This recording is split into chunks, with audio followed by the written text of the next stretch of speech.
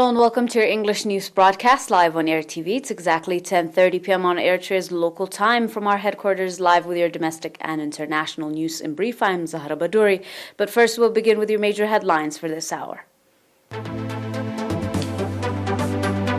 Eritrea and Commonwealth of Dominica establish diplomatic relations. Announcement from the Ministry of Health and more on your domestic.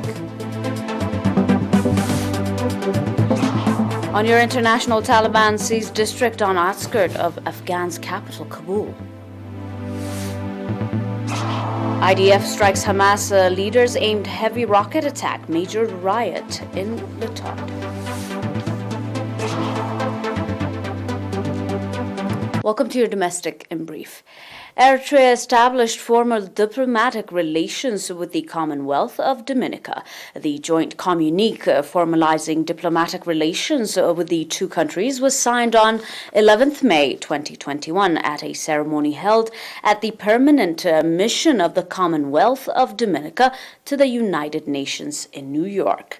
Ambassador Sofia Tesfamariam Yohannes, permanent representative of the state of Eritrea to the United Nations, signed on behalf of Eritrea, while Ambassador Laureen Bannis-Roberts, permanent representative of the Commonwealth of Dominica to the United Nations, signed the joint communique on behalf of her country.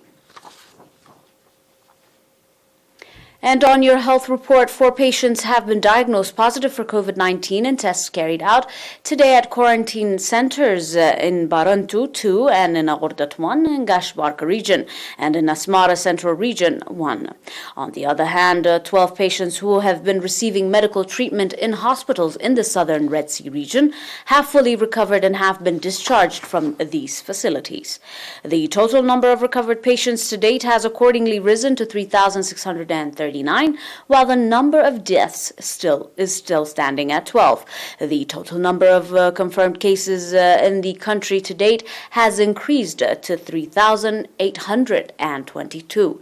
Ministry of Health, Asmara, 12th of May, 2021. Proceeding with your domestic, the Ministry of Education organized a workshop on 10 and 11 May at the Ministry of Education head office on preparing an action plan for the 2021-2022 academic year. At the workshop, a report was presented focusing on the programs implemented and challenges encountered, as well as on the action plan for the year 2021. According to the reports, the regular teaching and learning process has been terminated from March 2020 due to the danger passed by the COVID-19 pandemic, and that to address the problem, education programs for secondary school students have been provided via television.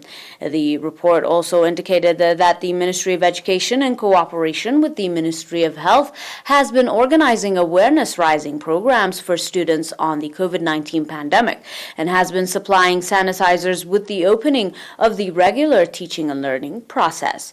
The participants conducted extensive discussion on the reports presented and adopted various recommendations, including exerting effort to address student school dropouts due to the far location of junior and secondary schools from the residential areas of students, addressing transportation problem for supervisors, finalizing the renovation of schools, as well as providing due attention for organizing training programs for teachers on mother tongue and others.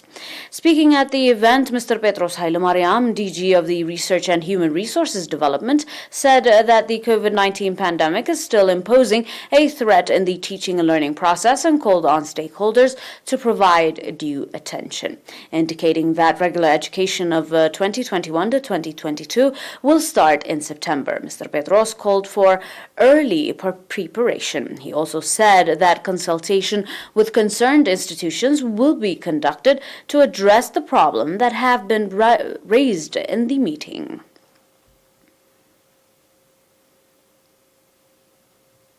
As part of the effort being exerted in human resources development at the College of Businesses and Social Sciences from 2008 to 2020, reported that has graduated more than 10,000 students in degree and diploma, indicating that the mission of the college is to produce citizens equipped with social sciences, administrative and economic knowledge. Dr. Stefanos Haile-Mariam, Dean of the college, said that college is significantly contributing in the implementation of national development programs in general and in human resource development, pointing out that the location of the college is serving as a research center for students in history, social science, tourism, and geography. Dr. Stefanos said that the college has created job opportunities for over 200 nationals in the area.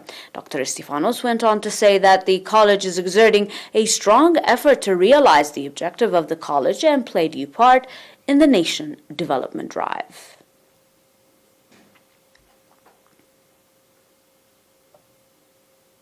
And on your final domestic, the acting head of the Ministry of Health branch in the southern Red Sea region, Mr. Muhammad Anwar, reported that commendable effort has been exerted to ensure the health of the public in general and to control the prevalence of communicable diseases in the region. Mr. Muhammad said that after independence, 15 health facilities have been put in place, and that has significantly contributed to the reduction of communicable diseases, especially malaria, HIV/AIDS, and measles, to below 1%. Mr. Muhammad went on to say that pregnant women delivering at health facilities that were below 5% has increased to about 50%, indicating that low vaccination coverage has been the main cause for the death of a number of children. Mr. Muhammad said that currently vaccination program on 12 types of diseases is being provided, and vaccination coverage has increased by over 90%. In the southern Red Sea region, there are 1 referral hospital and their 3 community hospitals, 10 health stations, as well as 4 clinics and 1 maternity central, providing commendable health services to residents of the region.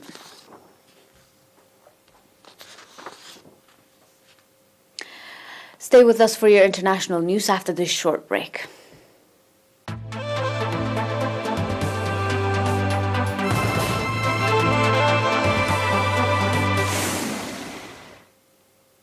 Hello again. The Taliban have seized a district from Afghan government forces on the outskirts of Kabul ahead of a 3-day ceasefire agreement between the warring sides, officials reported. Narka district is around 40 kilometers, 25 miles from the Afghan capital Kabul in neighboring Wardak province, which has long been used by militants as a gateway to reach Kabul and launch deadly attacks. Violence has soared since May 1, when the U.S. military began formally withdrawing its last remaining troops, as peace effort between the Taliban and the Afghan government have stalled. Interior Ministry spokesman Tariq Arain told AFP in a report that the security and defense force made a tactical retreat from the police headquarters of Narka district. Zahibullah Majad, a spokesman for the Taliban, said the insurgents has captured the area on Thursday, adding that their fighters had seized the police headquarters and an army base. The defense ministry, however, on Wednesday said it would launch an offensive to win back the district home to more than 60,000 people.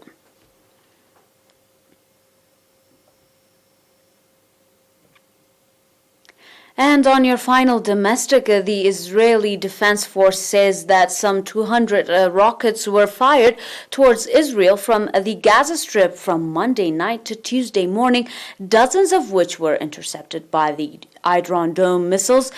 Defense Systems report. The military says it conducted retaliatory strikes on roughly 130 targets in the Strip, including the home of a top Hamas commander, Hamas intelligence headquarters, to attack tunnels that came near the security barrier and rocket production and storage site.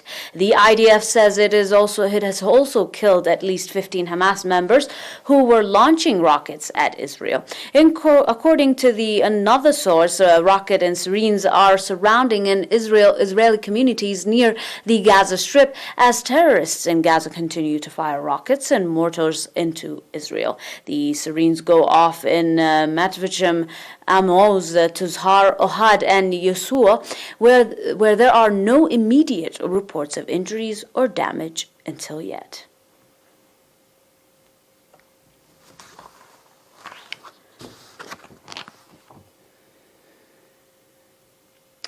Dear viewers, that is all for now with your domestic and international news in brief. Until we are back with some more news, stay and enjoy the rest of our programs. But until then, we wish you a happy Eid al-Fitr. But until then again, have a nice one.